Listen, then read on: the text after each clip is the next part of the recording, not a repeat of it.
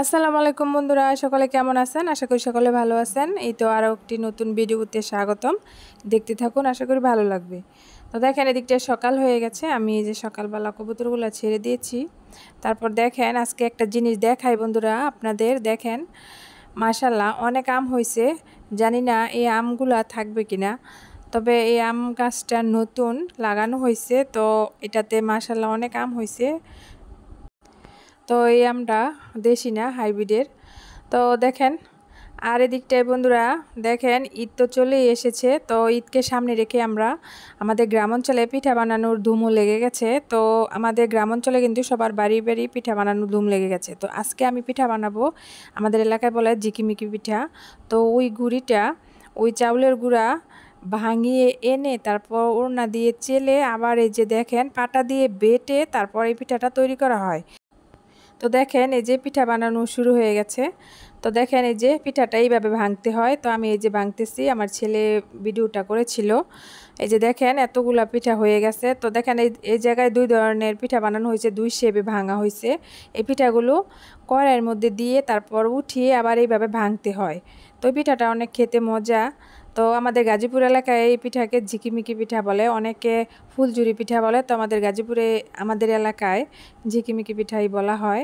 তো দেখেন আমি সাদা কালারও রেখেছি, তারপর আবার একটু কালারও করেছি, যেহেতু কালারফুল পিঠা দেখতে অনেক ভালো লাগে। তো ঈদ বলে কথা, তো কালারফুল না হলে কিন্তু ভালো লাগে না। দেখেন এই যে, তারপর দেখেন বন্ধুরা কড়াইতে তেল দেওয়ার জন্য কলা।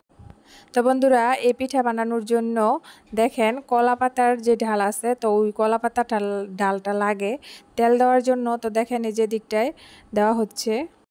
তো দেখেন এই যে ওই জায়গা থেকে তেল নিয়ে তারপর কড়াইতে দেওয়া হবে। আর এই যে দেখেন গোলাটা বাটিতে আছে, হাত দিয়ে এভাবে দিতে হয়। এই যে দেখেন, এই যে দেখেন ঘুরিয়ে ঘুরিয়ে তারপর দেওয়া হয়, সেজন্য এটাকে ঝিকিমিকি পিঠা বলা হয়।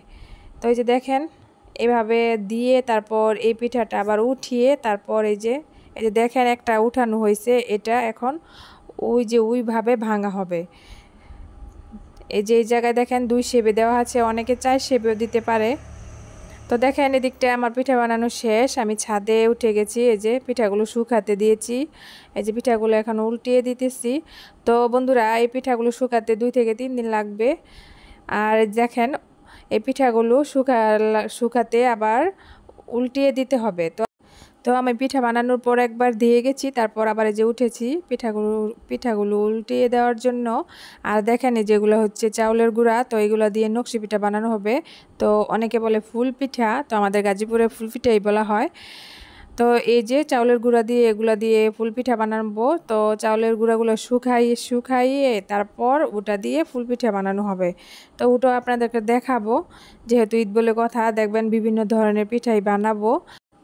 তো এগুলো দেখতে হলে আমার পাশেই থাকবেন, আমার সাথেই থাকবেন। আমার সাথে থাকার জন্য আমার চ্যানেলটা সাবস্ক্রাইব করে আমার পাশেই থাকবেন, যাতে করে আমি পরবর্তী ভিডিও ছাড়ার সাথে সাথে আপনাদের কাছে চলে যাই। তো দেখেন এদিকটায় আমি রান্না করেছি এই যে মাছ ভুনা টমেটো দিয়ে, তারপর হচ্ছে এদিকটায় টমেটো ভর্তা, তারপর হচ্ছে মুরগির মাংস। দেখেন বন্ধুরা আজকে এইগুলোই রান্না করেছি, সিম্পল রান্না। তো দেখেন এদিকটা মুরগির মাংস, টমেটো ভর্তা, তারপর হচ্ছে গিয়ে মাছ ভুনা, আর সাথে আছে দুধ কলা। তো দুধটা থাকবে যেহেতু রোজা রমজানের মাস। তো এদিকটা দেখেন সন্ধ্যা হয়ে গেছে। তো দেখেন হাঁসগুলো খাবার খেয়ে যার যার গন্তব্যস্থানে চলে যাইতেছে। তো এদিকটা সন্ধ্যা হয়ে গেছে, যেহেতু রোজা রমজানের মাস। তো ভিডিওটি আরও লম্বা করব না। তো বন্ধুরা আজকে পর্যন্তই। আরও নতুন নতুন ভিডিও পেতে আমার চ্যানেলে লাইক কমেন্ট শেয়ার করবেন, সাবস্ক্রাইব করে আমার পাশেই থাকবেন, যাতে করে আমি পরবর্তী ভিডিও ছাড়ার সাথে সাথে আপনাদের কাছে চলে যাই। আল্লাহ হাফেজ।